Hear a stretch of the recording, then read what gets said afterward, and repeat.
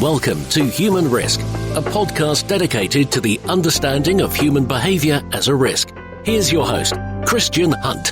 Hi, and welcome back to the Human Risk podcast. My name's Christian, and I am the founder of Human Risk, a behavioural science-led consulting and training firm that specialises in the topic of human risk. And in this series of podcasts, what we explore is aspects of that with people that can help us better understand how to help mitigate human risk. And you don't get much more topical or challenging than the world of ethics. And that's what my guest this time, Ruth Steinholtz, has been specialising in for a number of decades. We'll explore the importance of ethics and how she came to specialise in this subject, including going right back to her childhood where there were some early indicators that this subject mattered to her. We've also got some ideas for how companies can implement regimes that make them more ethical and how regulators can help support that through better forms of regulation. It's a fascinating conversation that, as ever, when I speak to Ruth, it was enjoyable. She's got a great sense of humour, and I really hope you enjoy this one as much as we did recording it. So, Ruth, welcome to the podcast. You are a specialist in ethics, and I wondered if we could start by talking about how does one become, interested in that topic? Well, I could say that you do it by spending 30 years as a corporate lawyer, but that's not exactly true. I think I've always been interested, actually, in ethics in one way or another, possibly because of the sort of era in which I grew up and or which preceded when I grew up, and how much influence things like the civil rights movement, anti-war, all of these things had a big influence on my having a real interest in fairness. And then I did study cultural anthropology before I decided to become a lawyer. So my interest in culture started way back to university, but went to law school, became a corporate lawyer despite having become a lawyer because I wanted to change the world. So there was a big detour, many years. But as my career progressed, I got more and more involved in business ethics because essentially as a result of the Foreign Corrupt Practices Act, I suppose, all of the companies I worked for had to pay attention to the Foreign Corrupt Practices Act. Can you just explain what that is for people that aren't lawyers? Yeah. It's roughly obvious from the title of it, but I think if we can just unpick that. Interestingly, the Foreign Corrupt Practices Act was passed in the sort of mid to late 70s for reasons which are different from what most people think. The real reason that it passed was because Congress was afraid that large U.S. companies were essentially setting up parallel foreign affairs and foreign policy. And so they thought they'd better curb, because they were paying people in governments off and thereby supporting governments that the U.S. might or might not want to support. And so it was passed in the late 70s. And essentially what developed was that companies needed to have ethics policies or codes of conduct, as many companies called them. And they had to talk to their people about why bribery was a bad thing and have an ethics policy, do some training, and make sure people are aware of the fact that bribery is bad. From a professional standpoint, from the very beginning, I was involved in one way or another, on and off, with different corruption issues, and starting actually in a very tiny way from the Lockheed scandal, which dates me. So I've always had, some sort of view of what was going on and a feeling that corruption was a terrible thing. The other thing is I spent a year in Mexico as a student. I lived in Egypt for 3.5 years. I lived in Italy for many years. And corruption in all of those three countries has really meant that they are not able to progress in the way that they should. And it just struck me as such a shame. So ultimately, I thought, well, I want to do something. I have a value of making a difference. I want to do something with the rest of my career, which in some small way might make a difference. And if I can stop or help to contribute to people understanding that, any form of bribery is really not okay because of the devastating effect it has on societies, then that's how I can make a difference. Been through this fascinating path, seen lots of examples of kind of unethical behavior and the impact it has, and that you're very interested. What do you do now with that kind of passion? I combine that passion with another passion that I have, which is I think organizations, particularly companies, are not the best places to work that they could be. And having worked in corporates and in a law firm, I've seen the carnage that can often produce in terms of people's lives and how and how effective they are. And so I got very interested in leadership and better ways of creating a healthy culture in an organization. So the two things kind of came together. And when I left my last general counsel role with Borealis, I decided I would work on helping companies to have a better balance between their compliance types of processes and creating a healthy culture through values. And I really think that values are a much more powerful tool for changing culture. So I've sort of pulled together. I've always been extremely eclectic, which is another way of saying I have a very short attention span. And so I'm always looking at a million different things and trying to see the connections. And there are so many connections between leadership and values and ethics and healthy cultures. There's all sort of try to synthesize that into basically helping companies to improve their culture through values, and specifically within the kind of ethics and compliance space. On your journey, both as the practitioner, but also now, seeing inside lots of companies, why do you think people are unethical? Because instinctively, we know we're doing something wrong, and there appears to be this innate sense of right and wrong that we're kind of either born with or we learn, and then we get examples of people doing shocking things and terrible things. Why do you think that is? Well, I think there are a lot of reasons for it. And that's another, really interested in behavioral psychology, behavioral ethics. And I think people, if they're in an organization or in a society where certain kinds of what we would consider corruption are prevalent,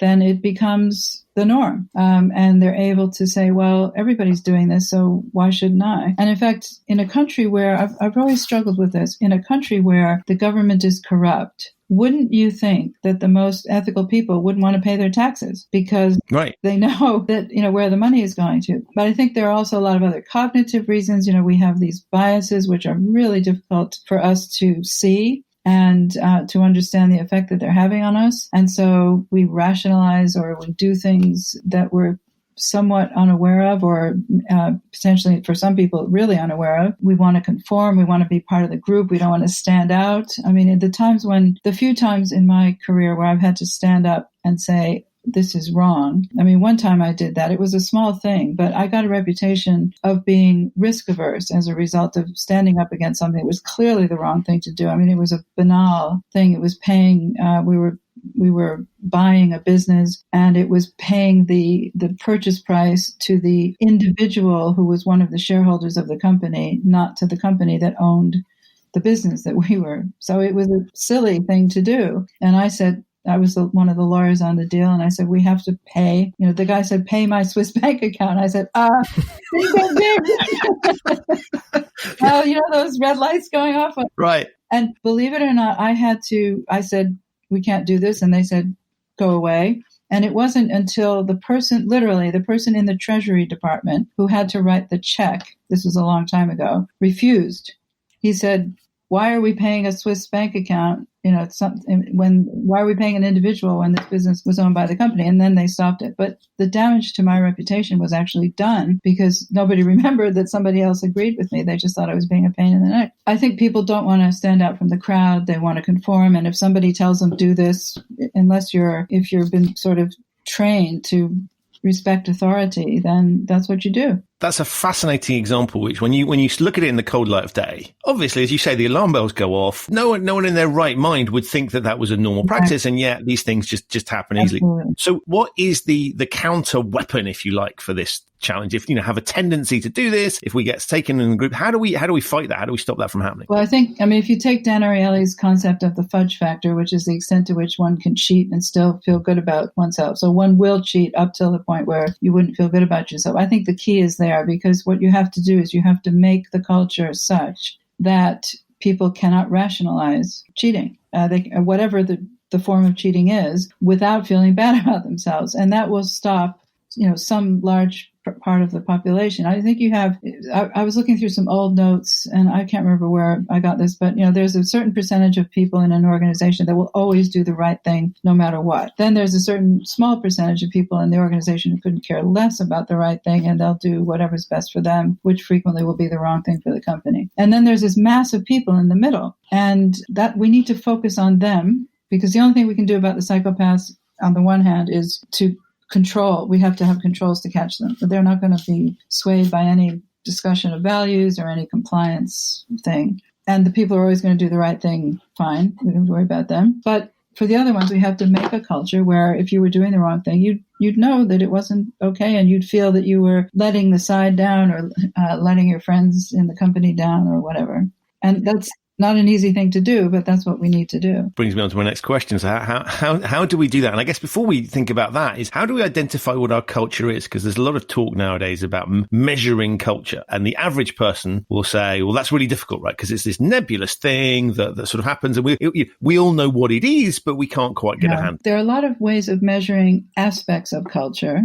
And I'm not saying that they're not good, but I think organizations should first measure their culture by using values. There's a guy named Richard Barrett who back in the 90s created a model called what he called 7 levels of consciousness model using Maslow's hierarchy of needs. And once he did that, he realized, well, you can take the universe of all values and put them in the levels. So, for example, survival, relationship, self-esteem, and then you become self-actualized. And in his case, he divided that up: transformation, integrity, making a difference, and service. So he took all these values and he said, okay, well, what values relate to what level? And then he realized he could measure culture using this system. And about, over 6,000 organizations, all kinds of organizations from teams to countries, have used this tool to measure their culture. It's not like a lot of other tools where it says, okay, here's the result, go away and fix it.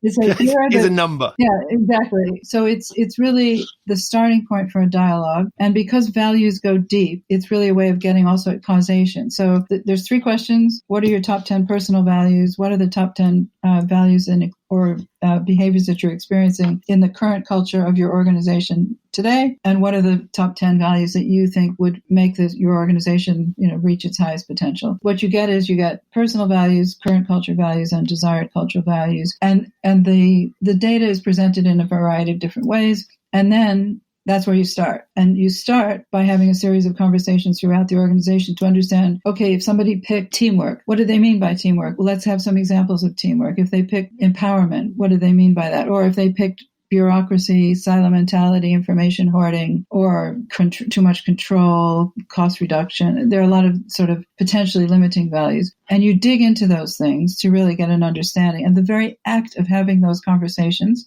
starts to get people fluent in culture. They start to understand, well, we can talk about our culture. We can discuss our culture. We can decide what we want to change about our culture. And then there are a couple of things that, I like about it. One is it's a very positive experience because it isn't just, well, here's all this bad stuff about your culture. And now you can go away and feel really depressed, and if you're really depressed, of course, you're going to not do anything. It says, okay, here's some stuff that's not so good about your culture potentially, but guess what? Here are the antidotes, because the people in your organization, they know what needs to happen to change the problems that you have. And also it pulls out all the positive things. So, for our purposes, let's say in ethics and compliance, the other thing that this does is it gives you a sense of how much culture risk, where it is, and what's causing it. Because as soon as you have dysfunction in an organization, go back to the fudge factor, they're not treating me fairly, this place is a mess, it's chaotic, I'm confused, they keep moving us around, whatever. All those things are creating dysfunction, they're creating culture risk. So this is basically saying to people, what do you think is important? What does the organization think is important? And if we have a clash between those things, then we have a challenge on our hands. Is that a right way to look at it? Yes, essentially, because you can cut the survey in a way that it tells you what your senior management and board thinks, what people in different business units think, what people in different functions think, as long as there's more than 10 or 15 people in a group. I don't like to cut it smaller than that. But you can often see that the people in the more senior positions think everything's wonderful and they think that we have all these great values because after all, they're on the wall in a poster. So we must be living these values, right? And then as soon as you start to move down the organization, actually, no, they don't seem to think that we're living these values. Oops. And the really good thing about that is they can't be in denial. Because, and if you're a consultant, it's called cultural transformation tools. If you're a good CTT consultant, you're able to stand up there in front of the board and say, guys, this is reality. Okay. Now it's not good, or, it could be great, but if it's not good, you can also say, and guess what? It's not that difficult to change. And here are the things that you need to do. Now, if it's a total car crash, then probably, unless these are new leaders, then you might have to remove some people from senior positions, because the culture is the result of the values and behaviors of the leaders or of past leaders. But in many cases, it's a question of fixing systems. It's a question of more leadership development. It's not, we have to wipe out the entire team. But there are times when that has to happen. Right. And I'm fascinated by the comments that you made around, we'll stick it on a poster and it will be so. Yeah. And I've seen so many examples of, people that literally stand in front of the values that are often chiseled into the wall or put on the poster and proudly announced, who demonstrate precisely the opposite. Yeah. Now, my favorite one is you get organizations who say challenge is one of our values. I think it's very important. And they do a Q&A, a town hall type Q&A session, and demonstrate very quickly that challenge is the last thing they're looking for. And people are shut down, and you've got this thing on the wall. And because it's on the wall, it's okay. And of course, that human behavior is something that we infer a lot more from than what's written on the wall. In fact, if you see cognitive dissonance, i.e. what you see written on the wall is not the behaviors you see, you have to resolve that. So you resolve that by going with the behaviors you see rather than the ones that are. But it astonishes me that people can stand there and honestly say one thing, my favorite one being, this is a meritocracy. Right. And that anybody that's wanging on about it being a meritocracy wouldn't be in the position to wang on about it were it to be one, because if it obviously was one, you wouldn't need to say it. And if you feel the need to say it, you clearly have an issue because you shouldn't be in that position. And yet people kind of continue on that basis. Absolutely. And I find it astonishing that people are able to deal with this thing where they think they can put out announcements and then or statements and values and then behave in a precisely the opposite way. Yeah. And that's the worst thing they can do. I think there are a couple of reasons for that. First of all, I don't think the values of most companies have been chosen properly. I mean, the other advantage of doing a cultural values assessment is that it tells you what your desired cultural values are, and you probably should be picking your core values from that set of values.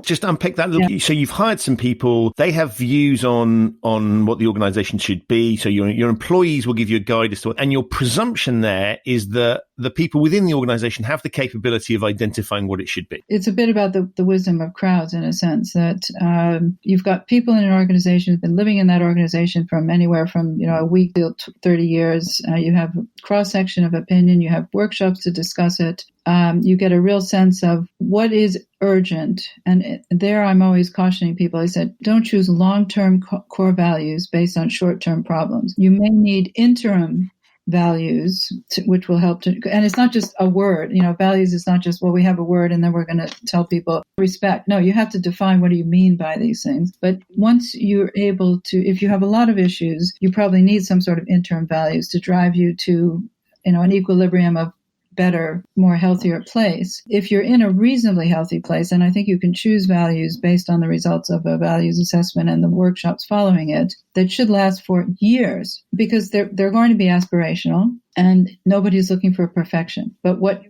you're saying is people know what our business is.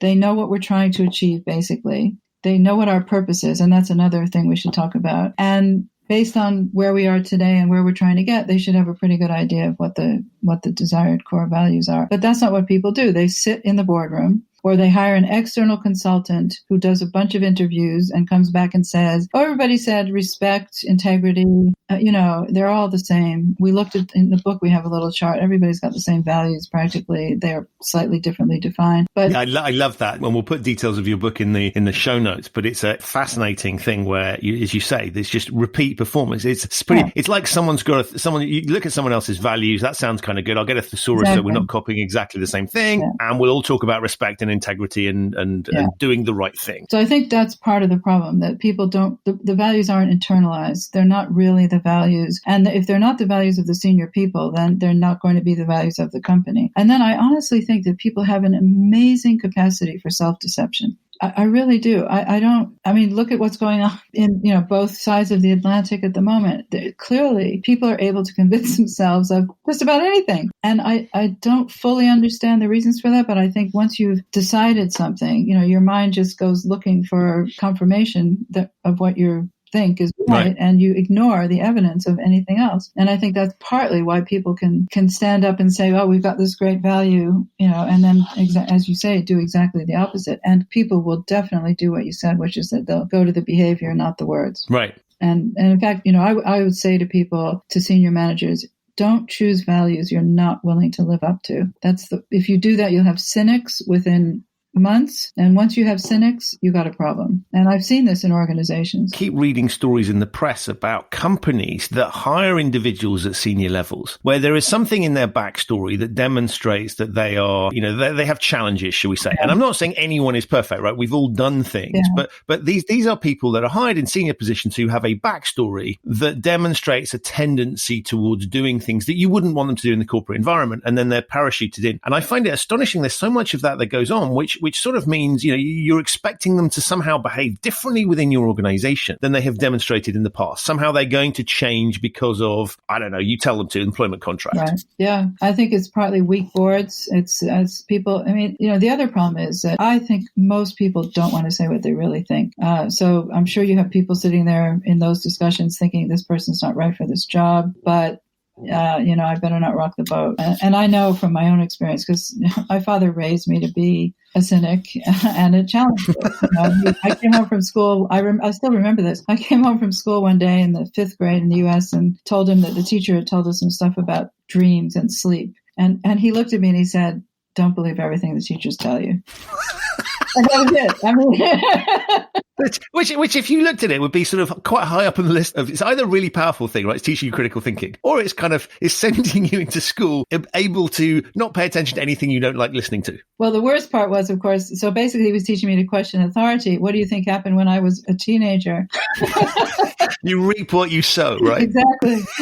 I think most people are not trained to question authority. And, when you do question authority, it's very uncomfortable. Yeah, most people just want to have an easy life and they don't want to rock the boat. And so they sit there, and you see it all the time. How many times have you sat in a meeting, everybody agrees with whatever's being proposed by the strongest personality in the room, and then as you're walking out the door, everybody says, "Oh, that's a terrible idea." Very often. No?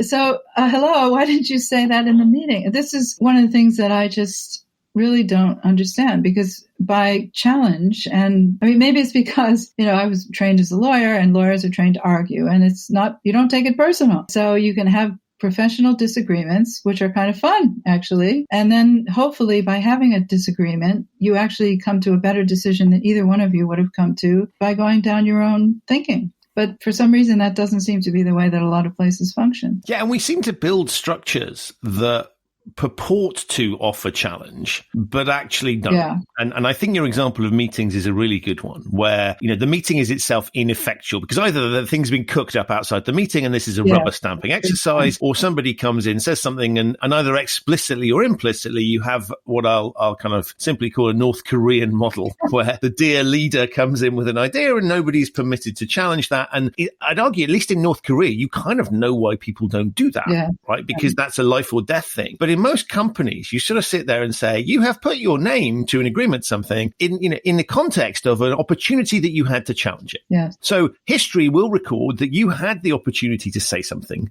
but you chose not to take it. The reality of the meeting will, of course, be that you really felt you couldn't, and that you and everybody else kind of went along with it. But it's fascinating that we build these constructs that purport to deliver exactly what you've just suggested. And yet the way we behave within those constructs is to do the opposite. Yeah, which is why you have to really look at, in a holistic way. So you need to make sure that you've got systems in such a way that they function to allow the time for people to discuss things and forum for people to do that. And then you have to tackle the interpersonal issues. I noticed when I was running the legal department at Borealis, I can appear very approachable or very unapproachable, depending on, I don't know what, but I know that about. Make your own minds up, listeners. Yes. I think you're very approachable, but I could see there's a steely side as well.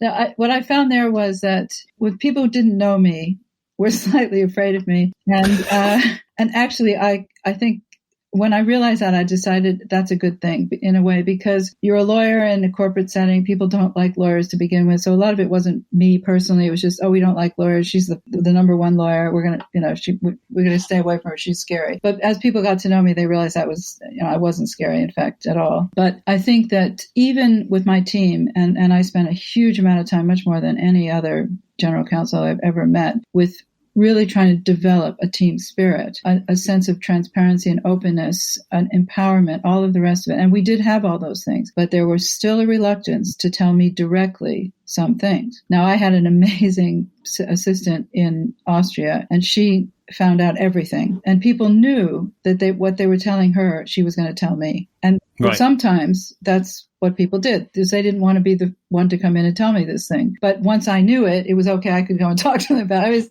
kind of silly in a way, because I always was very careful. You don't bite people's heads off when they come and tell you something bad. In fact, I've always said, particularly to lawyers, I said, if you make a mistake, I don't care. What I will care about is if you make a mistake and you don't tell me about it, then I'm going to be really upset, because mistakes then grow and you don't have a chance to correct it. But even when you try to cultivate that, oftentimes people just don't believe it. Right. I always find it fascinating when you have people going, I haven't told you this, but... And there's this sort of reluctance to pass on information. So we kind of want to, but we struggle with it. And as you were talking, I was thinking about whistleblowing, which I think is a really interesting space. Because on the one hand, it takes a huge amount of courage to come forward in many cases. And it can be career threatening. And there's lots of evidence that people who whistleblow kind of come off worse afterwards. As a result, they lose their job. They can't get hired elsewhere. So I find that kind of fascinating space. Have you got any insights into one, why it's so difficult to whistleblow, and probably more interestingly, why companies struggle to deal with it appropriately, which I think would be to say, thank you so much, that's really helpful, that'll help us improve the world, that's a good thing you've done, rather than you've ratted us out and we're gonna ostracize you? So I think the answer to that question is insecurity. I really do. I think a lot of leaders or managers are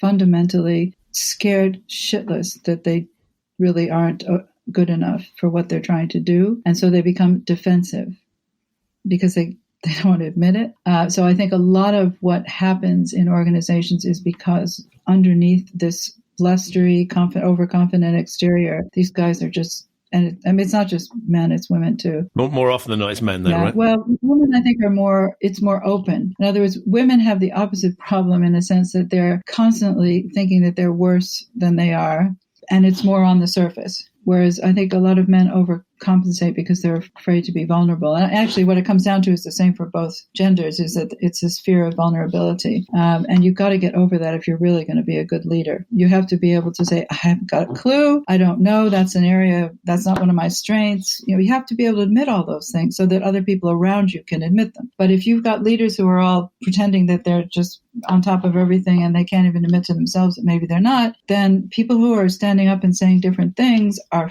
threats. Right. And so, whereas if you look at, as you know, we've done a lot of looking into the aviation safety industry, where you develop a culture, and it's not just aviation safety, because in Borealis we had a safety culture that had been developing, and I saw this in a very positive way there. If you have a culture where it's good to bring up bad things. In other words, you come into a senior leaders meeting. People would come to us on the management board and say, whoops, this happened and we did that and we shouldn't have done it this way. And then the dialogue is, okay, well, why did that happen? And did you, what is the true root cause of that particular thing going wrong? And it was all, there was only one really emotional meeting, and that was for other reasons. But we had very calm discussions when there were screw-ups. And so people weren't afraid to come in and tell us that something happened. Right. So you have to get that baked into the culture, which is what aviation safety does. Just culture where you would only punish someone if they had literally acted, they'd sabotaged something or they'd done something criminal. If they've made a mistake, and it's never usually one person making a mistake that contributes to a serious malfunction or misconduct. It's usually a whole bunch of people. It takes a village to really do something terrible, usually. You have to be able to analyze all those things and not punish those people. This path to redemption thing, I think, is interesting, because if you look at, I've focused, given my background in financial services, if you look at rogue traders, the narrative is always he, and it generally is a he, was trying to inflate his bonus, trying to greedy so-and-so. But actually, if you look at what was going on in most cases, they got themselves into trouble, and there's no way out, because you have been told that there is zero tolerance for X, Y, Z. And so traders' mentality is, well, I can trade my way out of trouble. And of course, they're right, because if you had infinite liquidity, you could trade your way out of trouble in a way that you can break the casino if you had enough money and they let you continue play. Eventually, you can take down the casino. It's just that most of us don't have that much money, and we get thrown out of the door if we're proving to be too successful. But there is this getting yourself out of trouble thing, because you can't confess. And I slightly crassly equate it with the death penalty and say, look, if the death penalty exists for murdering one person, then if you end up in a situation where you've done that, and I don't want to belittle murder in any stretch of the imagination, then you might as well go further, because you're in a whole lot of trouble. So I don't have a path back to redemption. And therefore, I find it interesting when people talk about zero tolerance, because it sort of sends a signal that we expect you to be infallible in these particular regards, and we will not tolerate anyone doing any of these particular things. So don't even come to us and discuss it. And I think that drives a lot of these things underground. Oh, absolutely. There's no doubt about it. I think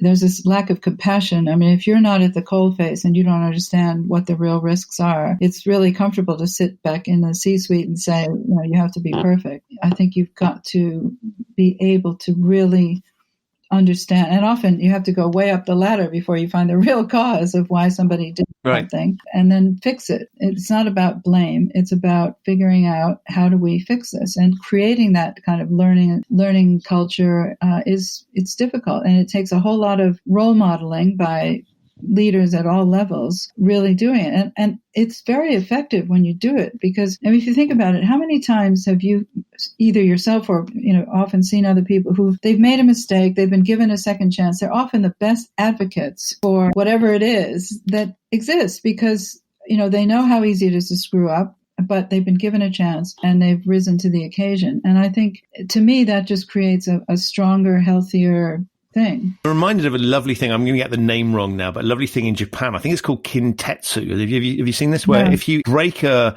cup or a plate, what you do is you fix it, and they fix it putting gold in just because it looks a bit nice. And the idea being, it is more beautiful because it's been through the process of being broken than it was in the first place. I often think about sort of physical scars that we have, and you do something stupid as a kid and you've got a scar for the rest of your life, and that determines who you are. Of course, sometimes that can be terribly debilitating, but it's also a demonstration of that things can go wrong and that we kind of recover from it. And I'm always struck by stories of people that have had life-changing injuries who sort of talk about it like it's been a positive experience. And in ways that don't make it. And I think that is because you're right, we benefit from making mistakes, things going wrong, things not working out in the way that we expected, and we're resilient enough to deal with it as a species. Yeah, and those are the only experiences that we really learn from, is when things go wrong. And when everything's going fine, we're not really spending a lot of time analyzing, why is all this going so well?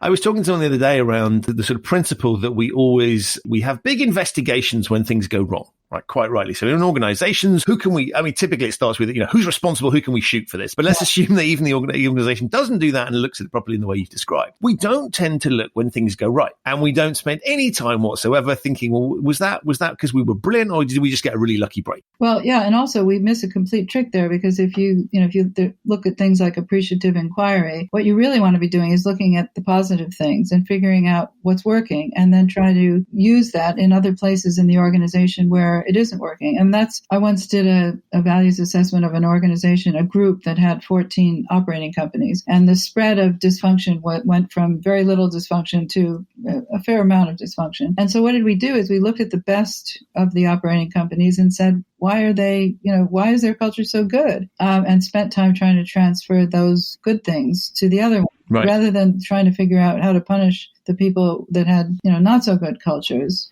for whatever reason. I mean, it was important to understand what had caused it, but most important was to figure out what you need to do about it in a positive way. And also people are much more, it's more motivated by positive, inspirational things rather than things which feel punitive and negative. It literally sucks the energy out of a room. I mean, you can feel the energy in a room when you're talking about positive things and, positive values and how we live this value. You can literally feel the energy, and you can even see it sometimes in a photograph. But if they're talking about all kinds of terrible things, it's like Literally, the air just gets sucked out, and nobody has the energy for it.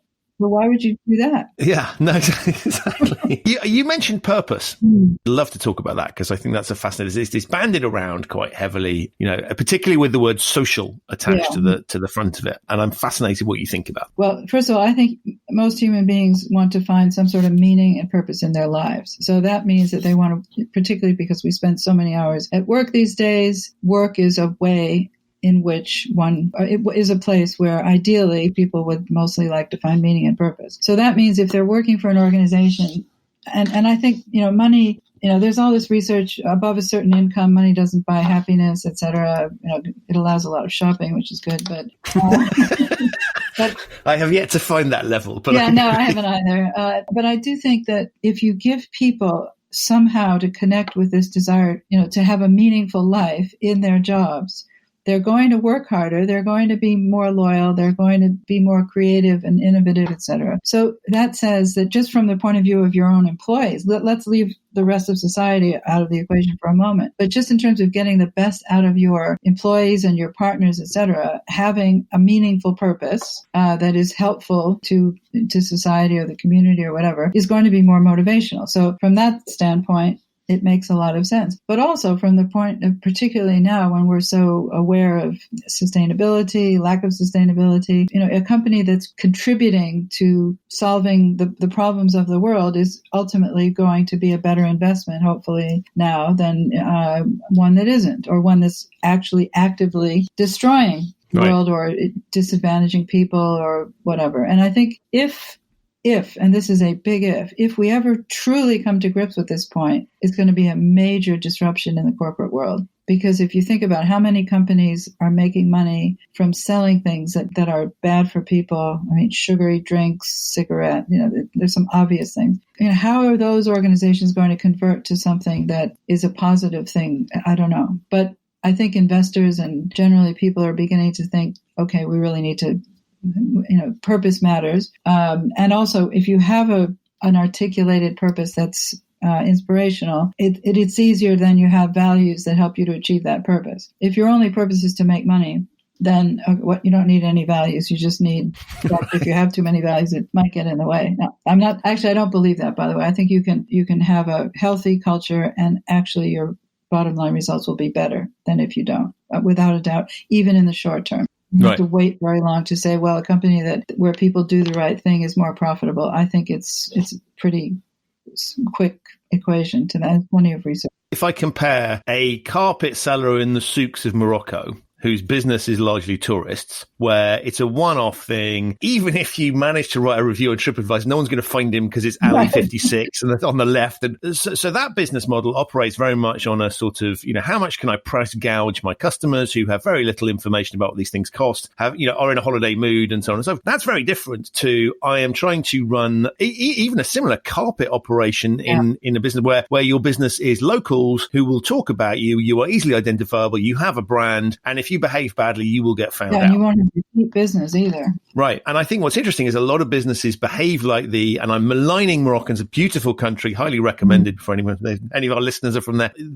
Those practices seem to have seeped through. And there are lots of people who run businesses on that basis. I can exploit asymmetry information, I can exploit distressed purchases, and I can kind of get away with it. And I think what we're seeing now is that there's the shift. TripAdvisor is a good example, actually, of where that's putting power back in the hands of tourists to call out useless hotels, useless restaurants. And in fact, as I'm smiling now because I'm thinking the only time I ever put things on TripAdvisor is when they've gone wrong, because it entertains me to be able to wield some power in a relationship where I otherwise wouldn't have that. But you're absolutely right. I think there are lots of businesses that are going to have to come to terms with that, and who frankly are either running unethical business models or where some aspect of it, maybe the thing they're producing has purpose, but it's rip-off, or they're kind of exploiting their customers in some other way. And I think that is going to time expire at some point. It'd be, as you say, it'd be really interesting to watch what happens. But the other end of that, which is also interesting, is how people deal with each other when they have a dispute. So if you have a relationship that's just a one-off relationship, then maybe you go to court and sue the bastards or whatever, and you fight it. If you have an ongoing relationship between two businesses, you're much better off trying to settle the dispute through mediation. And I think that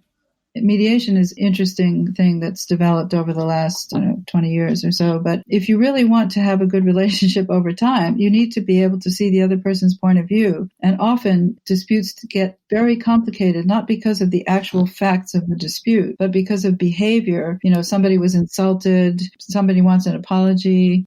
I was able to help settle a dispute through mediation. I'm trained as a mediator, but I wasn't the mediator in that particular dispute because I was the general counsel. And I quickly realized this thing had been going on for 4 years. They'd been having fighting, then arbitration, and finally we got to mediation. And it was a matter of pride. There were people on both sides whose pride had been hurt. Right. And in one case, one of those people left, so they were no longer within the group of people trying to settle the dispute. But in the rest of it, the one side was able to say, look, I'm really sorry, I didn't mean. And we settled it in one day once people were willing to start saying things like that to each other. And fascinating. There's a lot of this, people treating each other as if they're never going to have to see them again. Yeah. Right. That's very interesting. Look, I can't let you go without talking about ethical business practices and ethical business regulation. So for the uninitiated, what are these things? So basically they are embodied in a book. Available at all good booksellers. Yes. Available at Amazon and all other good booksellers, and through the publisher, which is Hart Publishing, division of Bloomsbury. This is a book that has grown out of years and years of experience by both Chris Hodges and myself. So Chris's career path, we've known each other for years when we were both lawyers. And Chris did a lot of work in regulatory area, particularly pharmaceuticals, medical devices, etc. And he had written a book called Law and Corporate Behavior, which essentially demolished the idea that deterrence was effective to change future behavior. But the book is effective to demolish things because it's 800 pages long. It's really, as Chris says, you can use it as a doorstop or hit somebody over the head. It's too long. People won't read it. And there was a chapter on culture in it. And basically we started talking about we need to write a book that speaks to both regulators and to businesses and says there is another way. Deterrence doesn't work. Compliance doesn't work. There's another way. So ethical business practice and regulation is the idea that you have, where possible, you have a relationship between the regulator and the business where the business is able to demonstrate to the regulator that they are pursuing an ethical, healthy culture, more transparency so the regulator is able to form an opinion about how trustworthy the business is. And then if something goes wrong anyway, even though the company is trying to do the right thing, the regulator has a different approach to that business than one which is essentially doesn't care or is a criminal, behaving like a criminal. Because if an organization is trying to do the right thing and working on their culture and has a good processes, et cetera, underlying all of this, and the regulator comes down on them like a ton of bricks, it's going to be demotivating. And also goes back to this thing of why would anybody go to a regulator and open their raincoat and tell them all the bad things if all the regulator was going to do was to use those things against them, to fine them or put them in jail. So on the one hand, we're saying to regulators, you need to understand culture yourselves, and you need to be able to have dialogues with those businesses where there's a one-to-one relationship. We recognize that sometimes a regulator has 50,000 small businesses and they're not going to. And that's a slightly different situation. But we're saying to businesses, there are certain elements, which is ethical business practice, which extend to things like having an underlying belief that ethics is everyone's responsibility. And to me, that's really important because it means that you're not going to have just a large central compliance department, which is allegedly supposed to be responsible for compliance. And then people essentially saying, well, people out there, they don't know what they're doing, so we need to tell them and treat them like children. The understanding of ethics needs to be where the risk is. And also things like having a just, open culture where people can challenge and openly try to figure out what's going on, having values that are chosen through the process that I talked to you about earlier, and ultimately being able to create a better relationship with the regulator so that the regulator can use the appropriate instrument when something goes wrong. So in other words, you don't need regulation with a punitive element to it because you know that the companies are being well enough run. Yeah. And so it's entrusting the companies to do, because you assess how they are at doing the right thing and make sure they've got the structures in place, in turning the culture in place to do that. And then what you're policing is that, rather than policing that by proxy, which involves a big stick. Yeah. And also it means that you probably don't have to police so much because you're having open dialogues with the company. I mean, I think if if you're a regulator and the company is willing to come to you and say, we've got these issues in our culture, or we're dealing with this problem, and maybe they look for support. I mean, regulators can support, give advice, help, etc. I would be much more confident that if that company had a serious problem, they would come to me. So I wouldn't need to be going to them and inspecting them as much as I would be inspecting their neighbor who I know is trying to hide. And the bottom line is that actually it's good for a business to have this sort of adult-to-adult relationship with their regulator and to be working on their culture, because we know that they will be more successful in every possible way if they do that. The problem is if regulators have a kind of this enforcement deterrence mentality, which in the past many have, then all they know is, well, we're just going to fine them. And to me, fines are almost the worst thing you can do, because all they do is they get priced into the cost of doing business. It becomes a question of how much are we willing to pay to take this risk that probably we shouldn't be taking. And let's not even consider the ethical dimensions of this problem, because we can buy our way out of it. And that appears to be the prevalent attitude. If I look at some of the tech companies, take Facebook, for example, it is very clear that the idea of just allowing anybody to advertise on their platform and pretending you're promoting freedom of speech is not a good idea, because you can fool your audience. And there was a great speech by Sacha Baron Cohen where he talked about, if Facebook had been around in the 1930s, they would have been allowing Hitler to run ads on his, views and proposals for the Jewish population. And they don't seem to understand this piece at all. You could make the same arguments about Uber and some of the practices that are there. So there is a challenge here, which is clearly you can only treat people like adults if you can demonstrate that they are behaving like adults rather than behaving like small children. It's a vicious circle. This is, I think, the biggest challenge, because in any situation, or many situations, you are going to have some people behaving like children. But I'll give you an example. My parents used to despair of trying to get me to go to bed at a decent time. They said, this is your bedtime. You have to go to bed at this time. That never worked. When they finally started saying to me, you decide when you want to go to bed, I started to go to bed earlier. Right. Once you give people a responsibility, maybe they make some mistakes early on.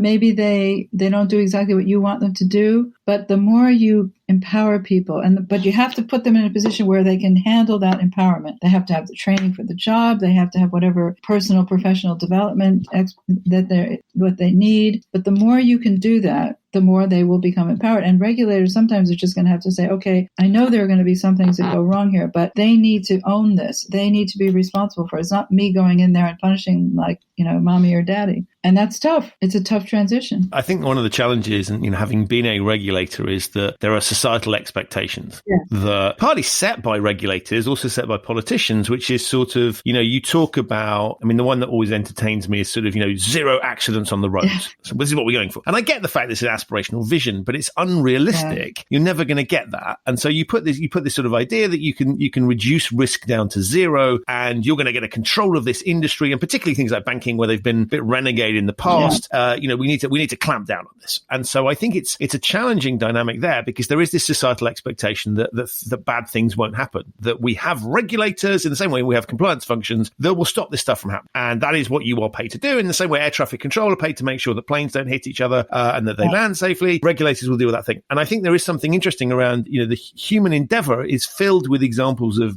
mistakes. Sometimes, as we earlier said, that where we learn from those mistakes. But there is this sort of expectation of, we can eliminate those mistakes. And I think the interesting piece here is that we haven't accepted the fact, and we know it intuitively, but we haven't accepted the fact that human beings will make mistakes. Now, clearly, there's a level of mistakes you don't want.